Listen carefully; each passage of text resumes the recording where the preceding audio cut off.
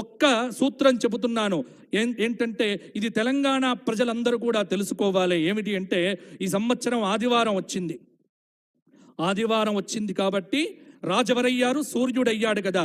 మరి సూర్యుడు బాగుండాలి, రాజు బాగుండాలి అంటే ఏం చెయ్యాలి అంటే స్త్రీతైల మధుమాంసాని ఏత్యజంతి రవేర్దినే నవ్యాదిశోక దారిద్ర్యం సూర్యలోకంచ గచ్చతి.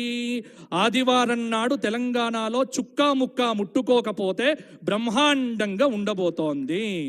కాబట్టి చుక్కలకు ముక్కలకు ఆదివారం దూరంగా ఉంటే అధికారులు కానీ నాయకులు కానీ ఎటువంటి ఇబ్బందులు ఉండవు. ఎందుకంటే ఆరోగ్యం బాగుంటుంది, రాష్ట్రం బాగుంటుంది, భగవంతుడు అనుగ్రహిస్తాడు. ఇది శాస్త్రము చెప్పింది సుమా, నేను చెప్పట్లేదు సుమా, ఇది శాస్త్రంలో చెప్పినటువంటి మాట.